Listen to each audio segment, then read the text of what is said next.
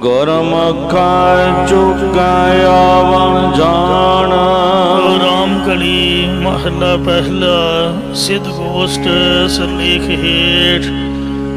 ਸਿੱਧ ਗੋਸ਼ਟ ਨਾਮੇ ਗੁਰਬਾਣੀ ਦੀ ਕਥਾ ਵਿਚਾਰ ਪ੍ਰਾਰੰਭ ਹੈ। ਕੱਲ ਤੱਕ 40 ਪੌੜੀਆਂ ਸੰਪੂਰਨ ਹੋਈਆਂ ਨੇ। ਅੱਜ 41ਵੀਂ ਪੌੜੀ ਦੇ ਵਿੱਚ ਸਤਿਗੁਰੂ ਜੀ ਗੁਰਮੁਖਾਂ ਦਾ ਲੱਛਣ ਦੱਸ ਰਹੇ ਨੇ। ਕੱਲ 40ਵੀਂ ਪੌੜੀ ਵਿੱਚ ਵੀ ਗੁਰਮੁਖਾਂ ਬਾਬਤ ਵਿਚਾਰ ਆਈ ਸੀ। ਗੁਰਮੁਖ ਦਾ ਅਰਥ ਗੁਰਮੁਖ ਜਨ ਹੈ, ਦੂਸਰਾ ਅਰਥ ਹੈ ਮੁਖੀ ਗੁਰੂ ਸਾਹਿਬ। ਸੋ ਗੁਰਮੁਖ ਚੁਕਾ ਆਮਣ ਜਾਣ। ਇੱਥੇ ਗੁਰਮੁਖ ਜਨਾਂ ਦਾ ਅਰਥ ਹੈ ਕਿ ਗੁਰਮੁਖ ਜਨਾਂ ਦਾ ਜਨਮ ਧਾਰ ਕੇ ਆਉਣਾ ਅਤੇ ਮਰ ਕੇ ਜਾਣਾ, ਚੁੱਕਿਆ ਜਾਂਦਾ, ਨਿਵਰਤ ਹੋ ਜਾਂਦਾ ਹੈ। ਇਸੇ ਪ੍ਰਕਾਰ ਗੁਰਮੁਖਾ ਚੁਕਾਇਆ ਵਣ ਜਾਣ। ਉਹੀ ਅਸਲੀ ਗੁਰਮੁਖ ਨੇ ਜਿਨ੍ਹਾਂ ਦੀ ਸੰਗਤ ਕਰਕੇ ਆਉਣਾ ਜਾਣਾ, ਜੰਮਣਾ ਮਰਨਾ ਨਿਵਰਤ ਹੋ ਜਾਂਦਾ ਹੈ। ਗੁਰਮੁਖਾ ਦਰਗਹ ਪਾਵੈ ਮਾਣ। ਗੁਰਮੁਖ ਜਨ ਪਰਮੇਸ਼ਰ ਦੀ ਨਿਆਇ ਸਭਾ ਦੇ ਵਿੱਚ ਆਦਰ ਮਾਣ ਪਾਉਂਦੇ ਨੇ। ਇਸੇ ਪ੍ਰਕਾਰ ਰੇ ਰੇ ਦਰਗਹ ਕਹਿ ਨ ਕੋ, ਆਓ ਬੈਠ ਆਦਰ ਸੁਭ ਦਿਓ। ਗੁਰਮੁਖਾ ਦਰਗਹ ਪਾਵੈ ਮਾਣ। ਗੁਰਮੁਖ ਜਨ ਬ੍ਰਹਮ ਗਿਆਨ ਦੇ ਸਹਿਤ ਹੋਣੇ ਕਰਕੇ ਸੰਸਾਰ ਰੂਪ ਦਰਗਾਹ ਦੇ ਵਿੱਚ ਵੀ ਸਤਿਕਾਰ ਪਾਉਂਦੇ ਹਨ। ਇਸੇ ਪ੍ਰਕਾਰ ਗੁਰਮੁਖਾ ਦਰਗਹ ਪਾਵੈ ਮਾਣ। ਜੋ ਦਰ ਅੰਦਰ ਤੁਰਿਆ ਪਦ ਰੂਪੀ ਗਏ ਜਗ੍ਹਾ ਹੈ, ਗੁਰਮੁਖ ਜਨ ਉਹਦੇ ਮੰਨਣ ਗਿਆਨ ਨੂੰ ਪਾਉਂਦੇ ਨੇ। ਗੁਰਮੁਖਾ ਖੋਟੇ ਖਰੇ ਪਛਾਣ। ਗੁਰਮੁਖ ਜਨ ਖੋਟੇ ਸੁਭਾਅ ਵਾਲੇ ਤੇ ਚੰਗੇ ਸੁਭਾਅ ਵਾਲੇ ਪੁਰਖਾਂ ਦੀ ਪਹਿਚਾਣ ਕਰ ਲੈਂਦੇ ਹਨ। ਇਸੇ ਪ੍ਰਕਾਰ ਗੁਰਮੁਖਾ ਖੋਟੇ ਖਰੇ ਪਛਾਣ। ਗੁਰਮੁਖ ਜਨ ਖੋਟੇ ਔਗੁਣਾਂ ਨੂੰ ਮੇਟ ਕਰਕੇ ਖਰੇ ਚੰਗੇ ਸ਼ੁਭ ਗੁਣਾਂ ਦੀ ਪਹਿਚਾਣ ਕਰ ਲੈਂਦੇ ਹਨ। ਇਸੇ ਪ੍ਰਕਾਰ ਗੁਰਮੁਖਾ ਖੋਟੇ ਖਰੇ ਪਛਾਣ।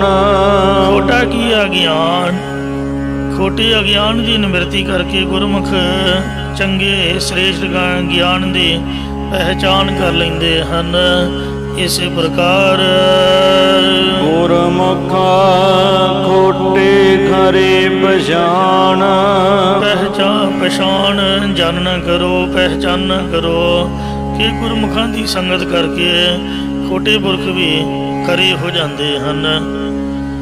ਸਾਖੀ ਭਾਈ ਲੱਖੂ ਜੀ ਦੀ। ਭਾਈ ਲੱਖੂ ਜੀ ਸ੍ਰੀ ਗੁਰੂ ਅਰਜਨ ਦੇਵ ਜੀ ਮਹਾਰਾਜ ਦੇ ਬਹੁਤ ਹੀ ਪਿਆਰੇ ਸਿੱਖ ਹੋਏ ਹਨ, ਕਿਉਂਕਿ ਭਾਈ ਲੱਖੂ ਜੀ ਸ੍ਰੀ ਜਪਜੀ ਸਾਹਿਬ ਨਾਮੇ ਗੁਰਬਾਣੀ ਦੁਆਰਾ ਬ੍ਰਹਮ ਗਿਆਨੀ ਹੋਏ ਹਨ।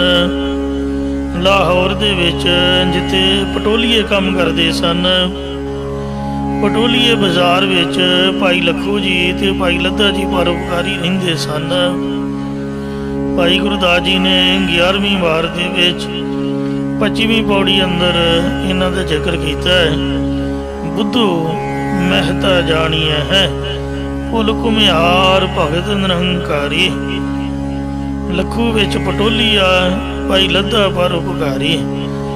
ਜ਼ਿਲ੍ਹਾ ਅੰਮ੍ਰਿਤਸਰ ਦੀ ਪੱਟੀ ਤਹਿਸੀਲ ਵਿੱਚ ਨਗਰ ਮਨਾਵਾ, ਜੋ ਖੇਮਕਰਨ ਦੇ ਕੋਲ ਹੈ, ਭਾਈ ਲੱਖੂ ਜੀ ਉਸ ਸਥਾਨ 'ਤੇ ਨਿਵਾਸ ਰੱਖਦੇ ਸਨ। ਪਹਿਲੀ ਉਮਰ ਦੇ ਵਿੱਚ ਡਾਕੇ ਮਾਰਨ ਦਾ ਕੰਮ ਕਰਦੇ ਸਨ, ਜਿਸ ਕਰਕੇ ਨਾਮ ਲੱਖੂ ਧਾੜਵੀ ਪ੍ਰਸਿੱਧ ਹੋ ਗਿਆ। ਇੱਕ ਵਾਰ ਦੀ ਗੱਲ ਹੈ ਕਿ ਜਦ ਇਹ ਲੋਕਾਂ ਨੂੰ ਲੁੱਟਣ ਵਾਸਤੇ ਜੰਗਲ 'ਚ ਗਏ ਤਾਂ ਇੱਕ ਸਿੱਖ ਪੰਜਵੇਂ ਪਾਤਸ਼ਾਹ ਸ੍ਰੀ ਗੁਰੂ ਅਰਜਨ ਦੇਵ ਜੀ ਦੀ ਚੰਗੀ ਅਵਸਥਾ ਵਾਲੇ ਸਿੱਖ ਭਾਈ ਪ੍ਰਾਣਾ ਜੀ ਨੇ ਲੰਗਰਾਂ ਵਾਸਤੇ ਲੱਕੜਾਂ ਇਕੱਠੀਆਂ ਕਰਕੇ ਉਹਨਾਂ ਦੀ ਭਰੀ ਬੰਨ੍ਹ ਕੇ ਪਾਸ ਰੱਖੀ ਹੋਈ ਹੈ।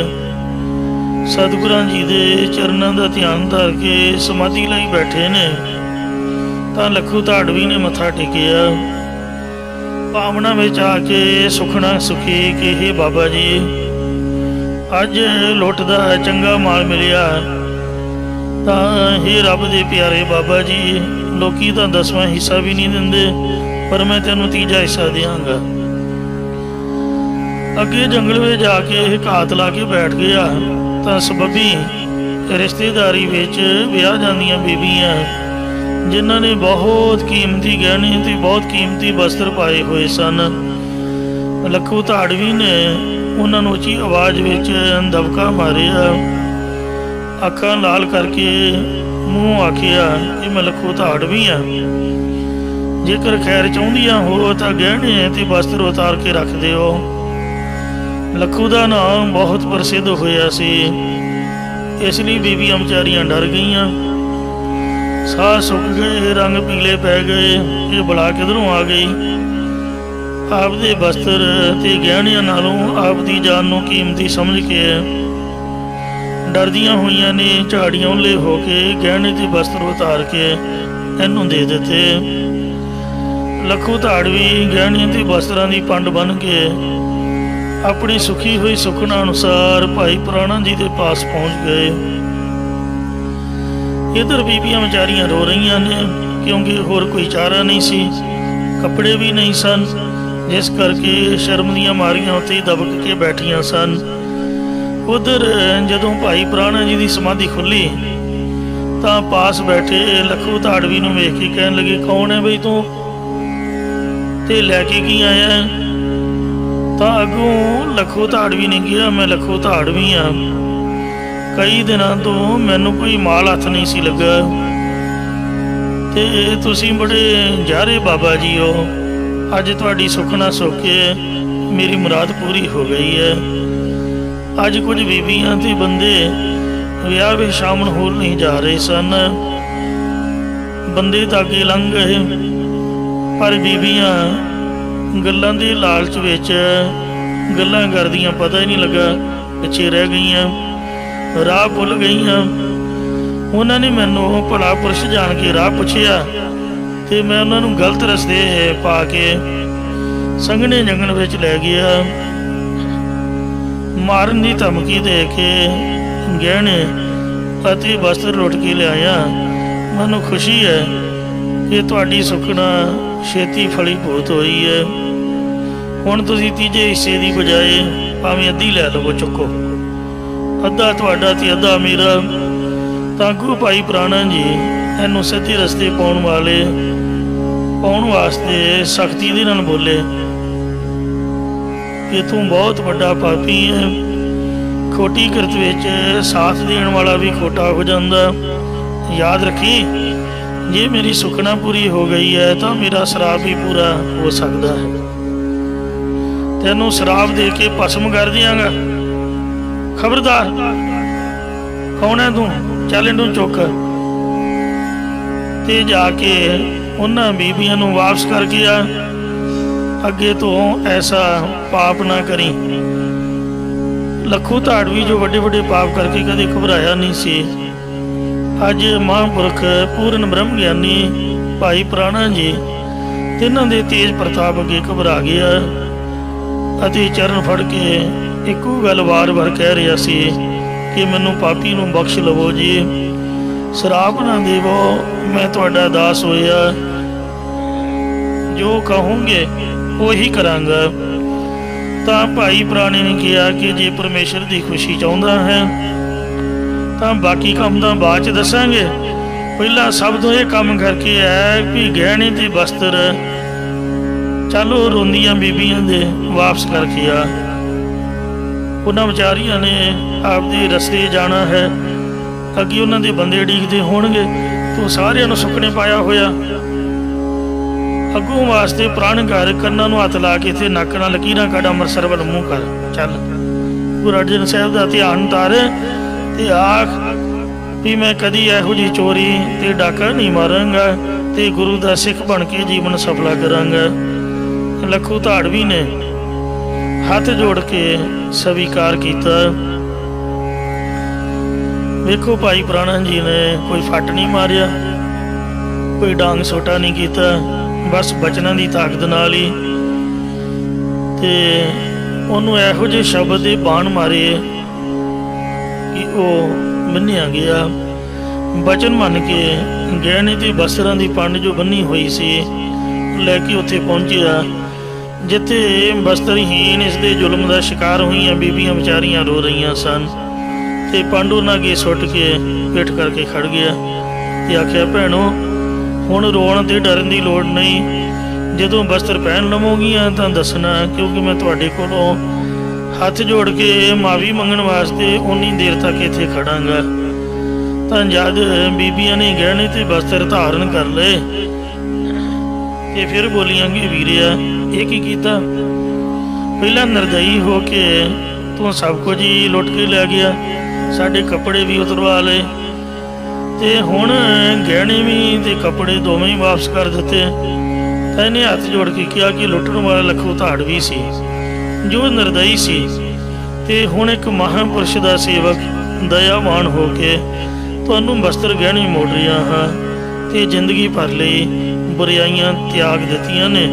पहला मैं तुहानूं राह भुला के संघने जंगल च लिआया सा ते इस जंगल का मैं भेती हाँ, हुण तुहानूं सीधे रस्ते पा के सुरक्षित धाम ते पहुँचा के आवांगा। उन्होंने ले जाके उन्होंने परिवार के बंदियां पा छड्ड के आया। तो सारे हैरान सन कि एक धाड़वी इन्नी छेती किवें बदल गया। तो उन्हें दसिया कि मैनूं एक महापुरख मिले है जिसने मेरी जिंदगी एक मिलनी दे विच ही बदल के रख दी है। संत सहाई राम के कर कृपा दिया मिलाए, संत सहाई प्रेम के कर कृपा दिया मिलाए, दोवें अखर ने राम के ते प्रेम के। प्रेम ला के राम दे नाल मिलाप कराउण लई संत सहायता करते हैं। इसे लई 12 माझ महला 5वां विच सतगुरु जी का यह फरमान है। तो उन्हां दे मन ते भी गहरा असर होया कि धन श्री गुरु अर्जन देव जी जिन्हां दे करनी वाले सिख इन्ने वड्डे धाड़ियां नूं बदलदे ने, उन्हां दे दर्शन करने चाहिए ने। ये हो नहीं सकता कि फिर वो विआह तो बाद गुरु जी दर्शन कर ना गए होण, जरूर गए होणगे क्योंकि हुण तां विआह सी ना। जद लखू भाई प्राणा जी दे कोल वापस गया ते चरण फड़ के कहन लगा कि मैनू अपना सिख बनाओ जी। तो भाई प्राणा जी ने कहा कि कोई भी गुरु का सिख लोगों को अपने सिख नहीं बनाउंदा हुंदा, ते जो अपना सिख बनाए वो गुरु का सिख हो नहीं सकता। इसलिए जे सिख बनना ही है तो फिर मेरे नाल चल। सिखी दे दाता गुरु जी दे कोलों मैं तेनों सिखी दी दात लैके दिंदा। तो भाई प्राणा जी दे नाल भाई लखू जी चल के गुरु जी के चरणों में पहुंचिया। श्री गुरु अर्जन देव महाराज के चरनी पै गया। तो पहला तो सतगुरु जी भाई प्राणा जी के परोपकार तो बहुत प्रसन्न हुए कि तू बहुत बड़ा परोपकार करके आए है। भाई गुरदास जी ने लिखिया है परोपकारी गुरु प्यारे। गुरु प्यार वाले हमेशा परोपकारी हुंदे ने। तो सतगुरु जी ने लखू दियां माड़ियां आदतां छुड़ा के जिन्नियां लोकां दियां वस्तुआं चरा के उन्हें घर रखियां हुई सन सब लोगों को वापस करवा दित्तियां। चरणामृत दे के सिख बनाया, नाम की दात बख्शी। भाई लखू ने सिख बन के 21 पाठ श्री जपजी साहिब दे करन दा संकल्प बना लिया ते लाहौर दे विच निवास किया अते प्रण कर लिया सी कि रोटी उस माई दे हथों खानी है जिन्हें श्री जपजी साहिब कंठ किया होवे। अते भाई साहब का इतना प्रभाव पिया कि लाहौर विच रहिंदे हर घर नूं ये उत्साह सी कि असी इस महापुरख नूं प्रशादा छकाईए। लाहौर दियां करीब सारियां बीबियां नूं श्री जपजी साहिब जबानी याद हो गया। इन्ना प्रचार होया कि सारियां बीबियां नितनेमी बन गईयां। इसे लाहौर दे विच भाई बुद्धू जो कि घुमियार जात दा गुरु ते भरोसा रखण वाला गुरसिख रहिंदा सी, आए गए सिख साध की शरधा नाल सेवा करदा, धर्म किरत नूं सफलियां करदा। इसने अपने कारोबार नूं वधाउण लई हज़ारां रुपये करजा चुक के इट्टा पकाउण लई आवा तैयार कीता सी।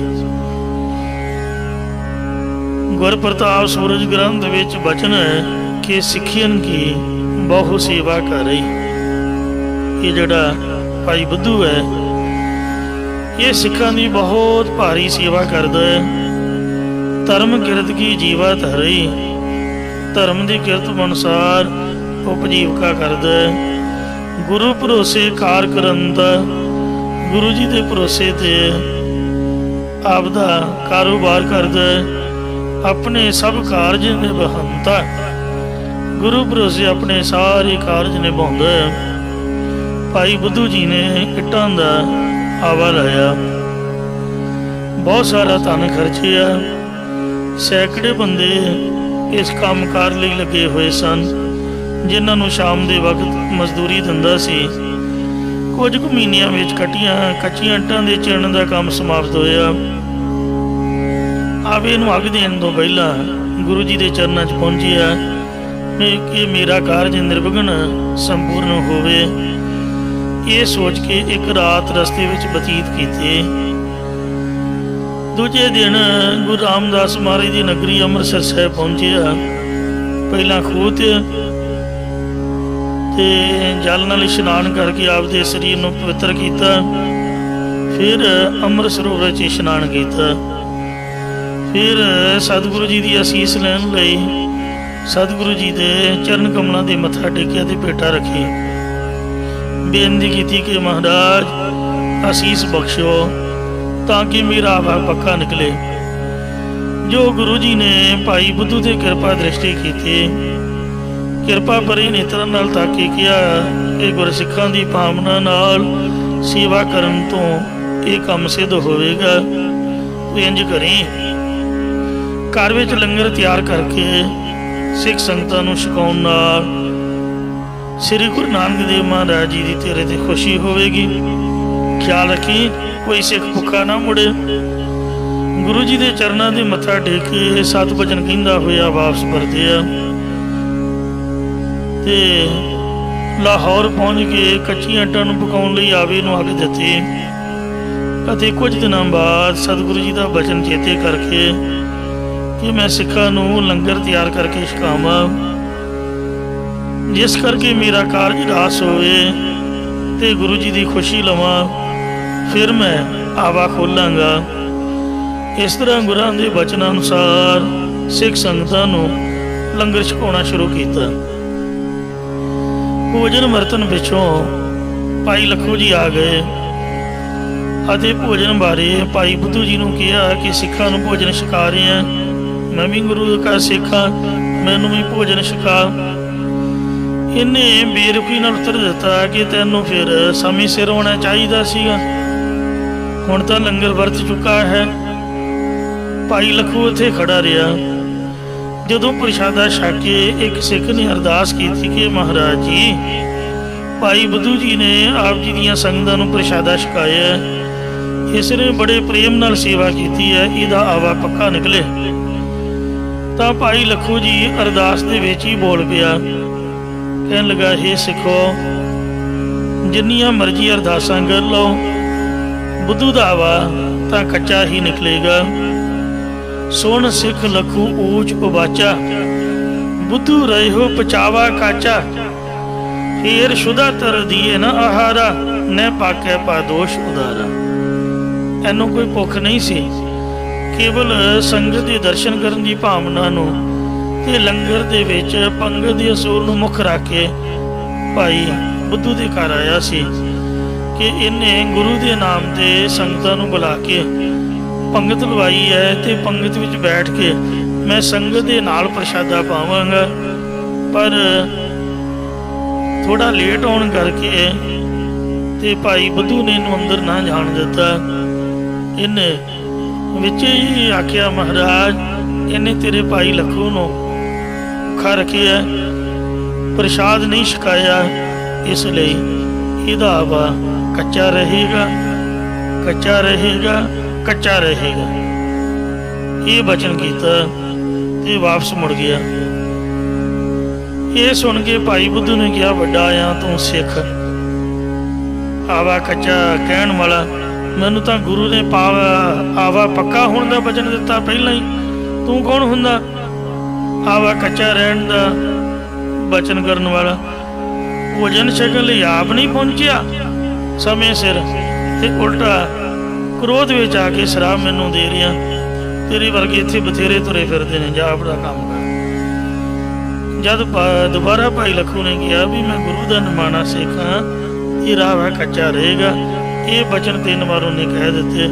भाई बुद्धू के मन में भावें शंका था उस वक्त तो पै गई, जब भाई लखू ने आवा कच्चा होने का वचन किया सी, पर कुछ दिनों बाद जब जाके आवा देखिया तो सचमुच ही नमूने मात्रिता इट्टां कड्डियां, जिन्ने नमूने मात्रिता इट्टां कड्डियां वो कच्चियां निकलियां, मतलब सारा आवा कच्चा सीगा। भाई बुद्धू बहुत हैरान होया कि महाराज का वचन पलट गया। बहुत जल्दी गुरु जी की नगरी अमृतसर साहिब पहुंचिया ते बेनती की कि सतगुरु जी तुसीं तां खुद ही आप आवा पक्का होने का वर दिता सी, पर आवा तो कच्चा निकलिया, नफा तो की होना सी, मेरा तो मूल भी चला गया। तुहाडे बचनों तो बिना मेरा होर कोई आसरा नहीं, मैं तो करजा दिंदा ही मर जावांगा। सतगुरु जी ने कहा, तू गुरु सिख संगतां नूं भोजन छकाया सीगा? भाई बुद्धू ने कहा, हाँ महाराज जी, आप जी के कहे अनुसार गुरु सिख संगतां नूं लंगर छका के सेवा की सी। गुरु जी कहन लगे कि सानू लगता है कि तेरे कोलों भोजन छकाउण वेले कोई गलती हुई है, याद कर कि सारे सिख तेरे कोलों प्रसन्न होके गए सन। फिर भाई बुद्धू जी ने हाथ जोड़ के किया कि होर तां प्रसन्न होके छक गए सन, पर भोजन वरते तो बाद एक सिख आया सीगा जिसनों मैं भोजन नहीं दिता। उन्हें कहा सी कि तेरा आवा कच्चा रहेगा, तो मैनू जवाब दिता कि ऐसा कौन है जो सतगुरां दा वचन मेटे, एक मेरे कोलों भुल समझो हुई है। पर हैरानी की गल तो सतगुरु जी ये है कि तुहाडे वचन एक सिख ने मोड़ दिता, एक ही कारण है। तो सतगुरु जी ने कहा कि बुद्धू शाह, भाई लखू की लिव जुड़ी हुई है, वो हर रोज 21 पाठ श्री जपजी साहब के करन करके उसकी रसना से बरकतां हो गई ने। वो कोई आम सिख नहीं है, वो ब्रह्म ज्ञानी भाई लखू है, साडा प्यारा सिख। इसलिए गुरु नानक साहब वो रसना के वसदे ने पाठ करन करके, ते परमात्मा का मुढ़ तो ही सुभाव चलिया आउंदा, मेरी बंधी भगत छडावे, बंद है भगत न छूटे मोए, एक समय मोकू गए बंद है, तो फोन मोह पे जवाब न होए। पर हे बुद्धू शाह, तू भी भावना धार के गुरु शरण में आया ते गुरु की संगत नूं प्रसादा छकाया, इसलिए परमेश्वर साडे द्वारा तेरे दोवें थां रखेगा। सिख का कीता वचन वो भी पूरा है, उन्होंने तो असीं पलटावांगे नहीं, आवा तो रहेगा कच्चा ही। कहंदा जी फिर मेरे गरीब की रखिया करो, मर कहंदी तेरी भावना जैसा कि दोवें थां रखे गुरसूरे, हलत पलत पार ब्रह्म सवारे, कारज होए सगले पूरे। दोवें गल्लां पूरियां होणगियां, तेरी भावना भी पूरी कर दें, पिट्टां तां तेरियां आवे विचों निकलणगियां कच्चियां ही, उन्होंने तो नहीं आपां पकावांगे। ये बचन का सिख दा होवेगा पूरा, पर विकणगियां पक्कियां दे पा, तेरा कर्जा लै जाएगा, जा मौजा मार। पर अगे वास्ते किसी सिख का निरादर नहीं करना। गुरु सिख, सिख गुरु है। कई बार अनभोल ही ਆਪਾਂ ਕੱਟੜਤਾਈ ਵਿੱਚ ਇਹ ਬੋਲ ਬੈਠਦੇ ਆ ਕਿ ਆਪਾਂ ਤਾਂ ਜੀ ਗੁਰੂ ਦੇ ਸਿੱਖ ਹਾਂ, ਅਸੀਂ ਤਾਂ ਸ੍ਰੀ ਗੁਰੂ ਗ੍ਰੰਥ ਸਾਹਿਬ ਨੂੰ ਹੀ ਮੰਨਦੇ ਆ, ਗੁਰੂ ਗ੍ਰੰਥ ਸਾਹਿਬ ਤੋਂ ਬਗੈਰ ਕਿਸੇ ਹੋਰ ਨੂੰ ਨਹੀਂ ਮੰਨਦੇ। ਸਾਧੂ ਸੰਤਾਂ ਦੀ ਨਿੰਦਿਆ ਕਰਦੇ ਆ, ਉਹਨਾਂ ਦੀ ਨਿੰਦਿਆ ਦੇ ਪੋਸਟਰ ਲਾ ਕੇ ਗਲਤ ਪ੍ਰਚਾਰ ਕਰਦੇ ਆ ਕਿ ਇੱਕ ਬੰਦਾ ਮਾੜਾ ਹੋਵੇ, ਇਨਸਾਨ ਹੀ ਹੈ, ਭਾਵੇਂ ਉਹ ਸੰਤ ਹੈ ਭਾਵੇਂ ਸਾਧੂ ਹੈ, ਜੇ ਕੋਈ ਉਹਦੇ ਕੋਲੋਂ ਇੱਕ ਔਗਣ ਹੋ ਗਿਆ, ਗਲਤੀ ਹੋ ਗਈ, ਉਹਦੇ ਪਿੱਛੇ ਸਾਰਿਆਂ ਦੀ ਪੰਡੀ ਕਰੀ ਜਾਣੀ ਹੈ, ਕੋਈ ਸਿਆਣਪ ਨਹੀਂ ਹੈ। ਤੇ ਗੁਰੂ ਘਰ ਦੇ ਵਿੱਚ ਤਾਂ ਸਾਧੂ ਸੰਤਾਂ ਦੀ ਮਹਿਮਾ ਹੁੰਦੀ ਹੈ, ਇੱਥੇ ਉਹਨਾਂ ਦੀ ਨਿੰਦਿਆ ਦੇ ਪੋਸਟਰ ਲਾ ਦੇਣੇ, ਇਹ ਬਹੁਤ ਗਲਤ ਬਾਤ ਹੈ। ਮੈਂ ਕਈ ਵਾਰ ਪਾੜੇ ਨੇ ਤੇ ਆ ਵੇਖੋ ਕਾਰ ਸੇਵਾ ਵਾਲੀ ਬਾਬੇ ਇੰਨੇ ਸੋਹਣੇ ਆ ਮਹੱਲ ਬਣੇ ਹੋਏ ਨੇ, ਇਹ ਬਾਬਿਆਂ ਦੀ ਕਰਾਮਾਤ ਹੀ ਤਾਂ ਹੈ। ਸਾਡੇ ਗ੍ਰਸਤੀਆਂ ਕੋਲੋਂ ਤਾਂ ਆਪ ਦਾ ਘਰ ਨਹੀਂ ਬਣਦਾ, ਤੁਸੀਂ ਦੱਸੋ। ਤੇ ਗੁਰੂ ਮਹਾਰਾਜ ਜੀ ਦੇ ਏਡੇ ਏਡੇ ਵੱਡੇ ਮਹੱਲ ਬਣਾਉਣੇ ਇਹ ਬੰਦੇ ਦੀ ਗੱਲ ਤਾਂ ਹੈ ਨਹੀਂ, ਮਨੁੱਖ ਦੇ ਵੱਸ ਦਾ ਰੋਗ ਨਹੀਂ ਹੈ, ਇਹ ਤਾਂ ਮਹਾਂਪੁਰਖਾਂ ਦੀ ਕਾਰ ਸੇਵਾ ਹੈ, ਉਹਨਾਂ ਦਾ ਪਰਉਪਕਾਰ ਹੈ। ਇਹ ਬੈਠ ਕੇ ਵੇਖੋ ਆਪਾਂ ਹੀ ਸੁੱਖ ਲੈਂਦੇ ਹਾਂ। ਉਹ ਨਿੰਦਿਆ ਕਰਨ ਵਾਲੇ ਖਾਂਦੇ ਵੀ ਇੱਥੋਂ ਨੇ, ਦਰਸ਼ਨ ਮੇਲੇ ਵੀ ਕਰਦੇ, ਮੌਜਾਂ ਵੀ ਮਾਣਦੇ, ਤੇ ਪਰ ਮਹਾਂਪੁਰਖਾਂ ਸਾਧੂ ਸੰਤਾਂ ਦੀ ਨਿੰਦਿਆ ਦੀ ਵਚਨ ਕਰਦੇ, ਜੋ ਕਿ ਸਾਰੀ ਸਿੱਖ ਕੌਮ ਦੀ ਸੋ ਜ਼ਿੰਮੇਵਾਰੀ ਚੁੱਕਦੇ ਨੇ। ਆਪ ਭਾਵੇਂ ਸਾਰੇ ਸੁੱਖ ਤਿਆਗੇ ਹੋਏ ਨੇ, ਪਰ ਸੰਗਤਾਂ ਦੀ ਸੇਵਾ ਵਿੱਚ ਰੁੱਝੇ ਹੋਏ ਨੇ। ਉਹ ਠੀਕ ਹੈ, ਔਗਣ ਸਭਨਾਂ 'ਚ ਹੁੰਦੇ ਨੇ, ਪਰ ਇੱਕ ਦਾ ਔਗਣ ਵੇਖ ਕੇ ਤੇ ਸਾਰਿਆਂ ਨੂੰ ਹੀ ਨਿੰਦਣਾ ਇਹ ਕੋਈ ਚੰਗੀ ਬਾਤ ਨਹੀਂ। ਇਸ ਲਈ ਗੁਰੂ ਦੇ ਸਿੱਖ ਦਾ ਜਿਹੜਾ ਨਿਰਾਦਰ ਹੈ, ਇਹ ਗੁਰੂ ਜੀ ਦਾ ਨਿਰਾਦਰ ਹੈ। ਗੁਰੂ ਸਿੱਖ, ਸਿੱਖ ਗੁਰੂ ਹੈ, ਜੇ ਕੋ ਇੱਕੋ ਗੁਰ ਉਪਦੇਸ਼ ਚਲਾਏ। ਮਹਾਰਾਜ ਸਾਹਿਬ ਸੱਚੇ ਪਾਤਸ਼ਾਹ ਜੀ ਦਾ ਬਚਨ ਹੈ, ਵਿੱਚ ਸੰਗਤ ਹਰ ਪ੍ਰਭ ਵਸੈ ਜੀਓ। ਸਿੱਖ ਸੰਗਤਾਂ ਦੇ ਵਿੱਚ ਮੇਰਾ ਵਾਸਾ ਹੈ, ਸਿੱਖ ਪੰਚਨ ਮੈਂ ਮੇਰੂ ਵਾਸਾ, ਪੂਰਨ ਕਰੇ ਧਰੇ ਜੋ ਆਸਾ। ਜੋ ਵੀ ਆਸਾ ਧਾਰਨ ਕਰਦੇ ਨੇ ਉਹ ਸਿੱਖ ਸੰਗਤਾਂ ਕੋਲੋਂ ਅਰਦਾਸ ਕਰਾਉਣ ਤਾਂ ਮੈਂ ਉਹਨਾਂ ਦੀਆਂ ਆਸ ਮੁਰਾਦਾਂ ਨੂੰ ਪੂਰੀਆਂ ਕਰਾਂਗਾ। ਤੋ ਵਾਰ ਦੇ ਵਿੱਚ ਵੀ ਮਹਾਰਾਜ ਦੇ ਐਸੇ ਬਚਨ ਹਨ, ਕਹਿੰਦੇ ਨੇ ਜੇ ਗੁਰਸਿੱਖਾਂ ਪਾਸੋਂ ਕੋਈ ਕੰਮ ਕਰਾਇਆ ਲੋੜੇ, ਤੇ ਜੇ ਕੋਈ ਆਪਦੀ ਮਰਜ਼ੀ ਦੇ ਨਾਲ ਆਪਦੇ ਹੁਕਮ ਮੁਤਾਬਕ ਗੁਰਸਿੱਖਾਂ ਦੇ ਕੋਲੋਂ ਕੋਈ ਆਪਦੇ ਮਤਲਬ ਸੇਵਾ ਤੋਂ ਅਲੱਗ ਕੋਈ ਆਪਦਾ ਕੰਮ ਕਰਾਉਣਾ ਚਾਹੇ, ਧੱਕੇ ਨਾਲ, ਜ਼ੋਰ ਜ਼ਬਰੀ ਨਾਲ, ਤੇ ਉਹ ਸਤਿਗੁਰੂ ਮਹਾਰਾਜ ਸਾਹਿਬ ਸੱਚੇ ਪਾਤਸ਼ਾਹ ਜੀ ਦੀ ਪ੍ਰਸੰਨਤਾ ਨਹੀਂ ਲੈ ਸਕਦਾ। ਉਹ ਸਤਿਗੁਰੂ ਜੀ ਦੀ ਨਾਰਾਜ਼ਗੀ ਪਾਉਂਦਾ ਹੈ, ਕਿਉਂਕਿ ਗੁਰਸਿੱਖਾਂ ਅੰਦਰ ਸਤਿਗੁਰੂ ਵਰਤਦਾ, ਜੁਨ ਕੰਡੇ ਲੱਧੋ ਵਾਰੇ। ਗੁਰਸਿੱਖਾਂ ਦੇ ਅੰਦਰ ਸਤਿਗੁਰੂ ਵਰਤਦਾ ਹੈ। ਫਰੀਦ ਨੇ ਆਖਿਆ, ਫਰੀਦਾ ਖਾਲਕ ਖਲਕ ਮੈਂ, ਖਲਕ ਵਸੈ ਰੱਬ ਮਾਹੇ, ਮੰਦਾ ਕਿਸ ਨੂੰ ਆਖੀਐ, ਜਾਂ ਤਿਸ ਬਿਨ ਕੋਈ ਨਾ। ਇਸ ਲਈ ਕਾਚੀ ਈਂਟ ਪਚਾਵੇ ਜੋਏ, ਵਿਖੇ ਮੋਲ ਪਾਕੀ ਕੇ ਸੋਏ। ਇਹ ਗੁਰਸਿੱਖਾ ਭਾਈ ਲਖੂ ਦਾ ਬਚਨ ਨਹੀਂ ਆਪਾਂ ਮੋੜਨਾ। ਇੱਟਾਂ ਰਹਿਣਗੀਆਂ ਕੱਚੀਆਂ, ਪਰ ਉਹ ਪੱਕੀਆਂ ਦੇ ਭਾਅ ਵਿਕ ਜਾਣਗੀਆਂ। ਰਿਣ ਉਤਰੇ ਅਰ ਨਫਾ ਸੋ ਪਾਵੇ, ਸਿੱਖਨ ਸੇਵੋ ਸੁਖੀ ਰਹਾਵੇ। ਜਿਸ ਤਰ੍ਹਾਂ ਤੋਂ ਪਹਿਲਾਂ ਸਿੱਖਾਂ ਦੀ ਸੇਵਾ ਕਰਦਾ ਸੰਗਤਾਂ ਦੀ, ਇਸ ਤਰ੍ਹਾਂ ਹੀ ਨਰਮ ਸੁਭਾਅ ਰੱਖ ਕੇ ਆਏ ਗਏ ਸਾਧੂ ਸੰਤ ਸਿੱਖ ਦੀ ਸੇਵਾ ਕਰਨੀ, ਤੇਰਾ ਕਰਜ਼ਾ ਉਤਰ ਜਾਏਗਾ ਤੇ ਤੂੰ ਨਫਾ ਵੀ ਪਾਵੇਗਾ। ਕਿਉਂ ਭਾਈ ਬੁੱਧੂ ਨਿਹਾਲ ਹੋਇਆ, 7 ਬਚਨ ਕਹਿ ਕੇ ਵਾਪਸ ਲਾਹੌਰ ਆ ਗਿਆ। ਕੁਝ ਸਮੇਂ ਮਗਰੋਂ ਆ ਸਾਉਣ ਦੇ ਭਾਦਰੋਂ ਦੇ ਮਹੀਨੇ ਆ ਰਹੇ ਨੇ। ਇਹਨਾਂ ਮਹੀਨਿਆਂ ਦੇ ਵਿੱਚ ਬਾਰਿਸ਼ਾਂ ਬਹੁਤ ਪੈਂਦੀਆਂ ਨੇ, ਜਿਹੜੇ ਆਵੇ ਨੇ ਬੰਦ ਹੋ ਜਾਂਦੇ ਨੇ। ਇੰਨੀ ਬਾਰਿਸ਼ ਪਈ, ਇੰਨੀ ਪਈ ਕਿ ਸੰਮਨ ਬੁਰਜ ਵਾਲੀ ਕੰਧ ਢਹਿ ਗਈ, ਇੱਟਾਂ ਦੀ ਲੋੜ ਪਈ। ਇਹ ਸਰਕਾਰੀ ਕਰਮਚਾਰੀ ਸਾਰੇ ਪੱਟਿਆਂ ਦੇ ਫਿਰਨ, ਇੱਟਾਂ ਕਿਤੋਂ ਮਿਲਣ।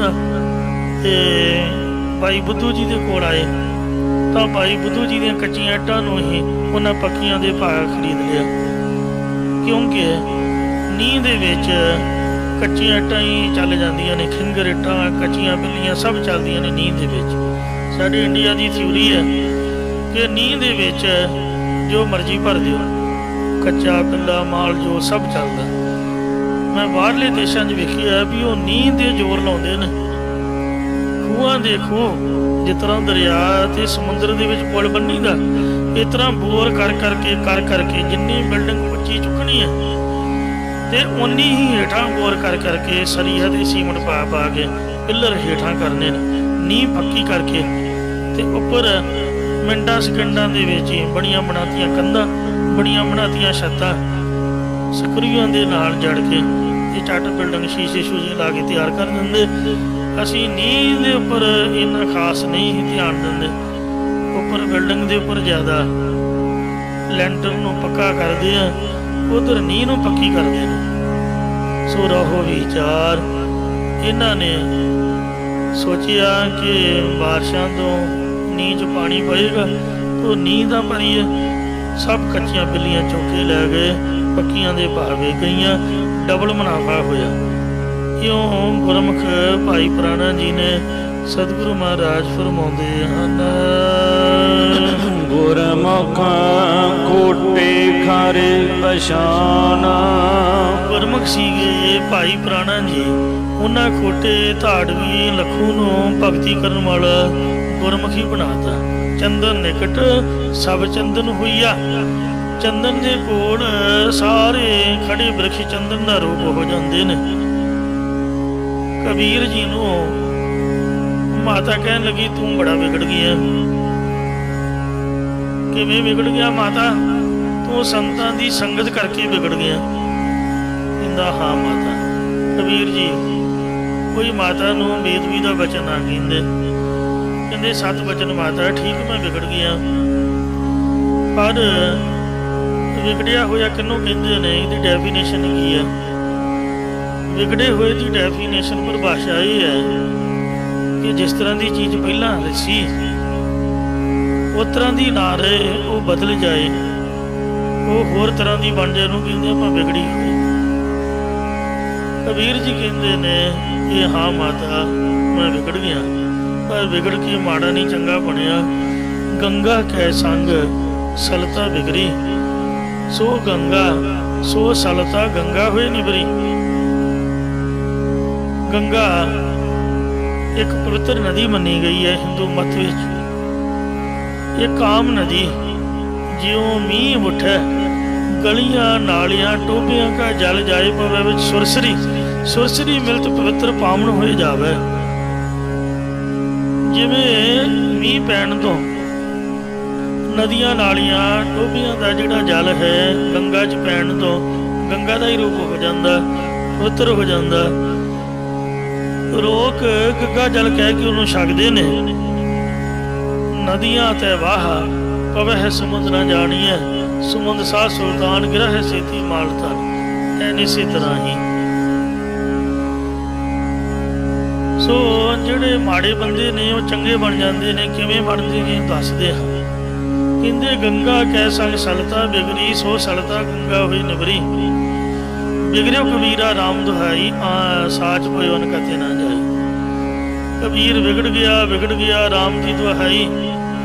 ਕਬੀਰ ਜੀ ਕਹਿੰਦੇ ਸੱਚੀ ਗੱਲ ਹੈ, ਮੈਂ ਰੱਬ ਦਾ ਰੂਪ ਬਣ ਗਿਆ, ਹੁਣ ਮੈਂ ਕਿਤੇ ਨਹੀਂ ਜਾਵਾਂਗਾ। ਰਹਾਓ ਚੰਦਨ ਕੈ ਸੰਗ ਤਰਵਰ ਬਿਗੜਿਓ, ਸੋ ਤਰਵਰ ਚੰਦਨ ਹੋਏ ਨਿਬਰਿਓ। ਇਹ ਕਾਮ ਦਰਖਤ ਚੰਦਨ ਦੇ ਬ੍ਰਿਕਸ਼ ਨਾਲ ਲੱਗ ਕੇ ਵਿਗੜ ਗਿਆ, ਯਾਨੀ ਬਦਲਿਆ। ਉਹ ਬਦਲ ਕੇ ਮਾੜਾ ਨਹੀਂ ਬਣਿਆ, ਅੱਗੇ ਤੋਂ ਚੰਗਾ ਬਣ ਗਿਆ। ਚੰਦਨ ਦੀ ਲੱਕੜ ਬਹੁਤ ਕੀਮਤੀ ਹੁੰਦੀ ਹੈ, ਉਹਦੀ ਕੀਮਤ ਵੱਧ ਗਈ। ਇੱਕ ਖਾਸ ਮੌਸਮ ਦੇ ਵਿੱਚ ਖਾਸ ਹਵਾ ਚੱਲਦੀ ਹੈ ਤੇ ਉਸ ਹਵਾ ਦੇ ਸੰਪਰਕ ਦੇ ਵਿੱਚ ਜਦ ਚੰਦਨ ਆਉਂਦਾ ਤੇ ਚੰਦਨ ਨਾਲ ਟੱਚ ਕਰਕੇ ਦੂਜੇ ਦਰਖਤਾਂ ਨੂੰ ਲੱਗਦੀ ਹੈ, ਉਹ ਸਾਰਿਆਂ ਨੂੰ ਚੰਦਨ ਬਣਾ ਦਿੰਦੀ।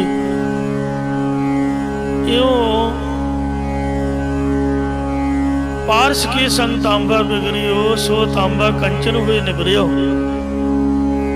ਪਾਰਸ ਇੱਕ ਕੀਮਤੀ ਪੱਥਰ ਹੈ ਜੋ ਆਪਦੇ ਨਾਲ ਸੁਹਾ ਕੇ ਅੱਠਾਂ ਤੱਤਾਂ ਨੂੰ ਸੋਹਣਾ ਬਣਾਉਣ ਦੀ ਸਮਰੱਥਾ ਰੱਖਦਾ। ਇੱਕ ਤਾਂਬਾ ਆਮ ਧਾਤ ਜਿਹਦੀ ਕੋਈ ਬਹੁਤ ਬੜੀ ਕੀਮਤ ਨਹੀਂ, ਉਹ ਪਾਰਸ ਦੇ ਨਾਲ ਲੱਗ ਕੇ ਵਿਗੜ ਗਿਆ ਤੇ ਵਿਗੜ ਕੇ ਸੋਨੇ ਦਾ ਹੀ ਰੂਪ ਬਣ ਗਿਆ। ਇਸੇ ਤਰ੍ਹਾਂ ਸੰਤਨ ਸੰਗ ਕਬੀਰਾ ਵਿਗੜਿਓ, ਸੋ ਕਬੀਰ ਰਾਮੇ ਹੋਏ ਨਿਬਰਿਓ।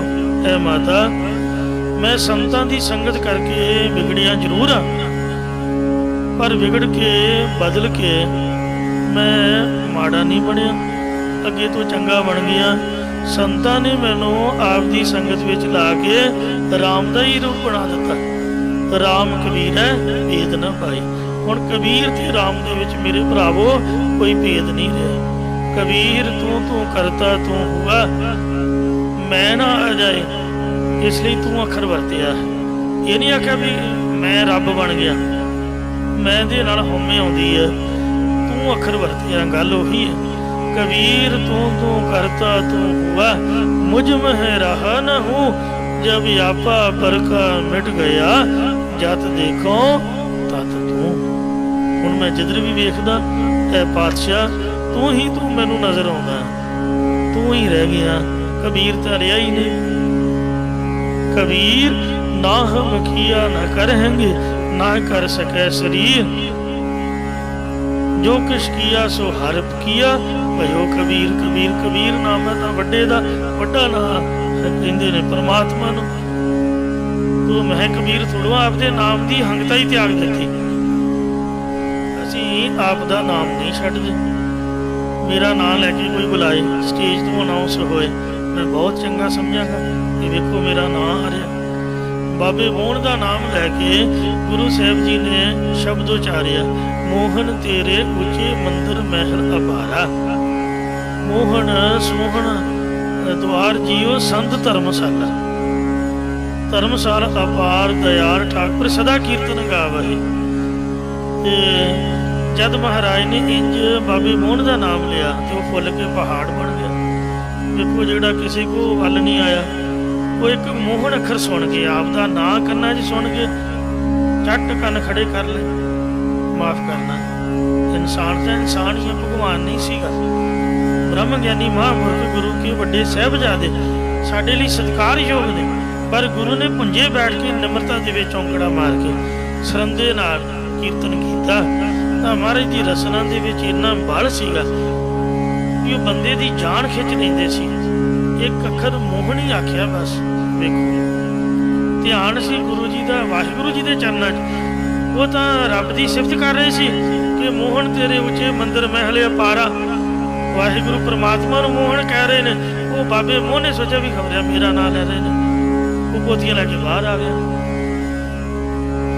रब की सिफत करन तो दुनिया के कारज भी सौरते हैं। सिफत की महाराज ने परमात्मा की, क्योंकि बाणी किसी बंदे की महिमा नहीं है, पर साडे मन दे विच आपदे नाम की पकड़ है। नाम रखाया अमर सिंह, ये थोड़ा भी मरूगा नहीं। कईयां ने वाहिगुरु जी नाम रखाया हुंदा। आ साडे सुहाने एक नानक हॉस्पिटल ही है, दुनिया इन्नी कमली हुई पई है।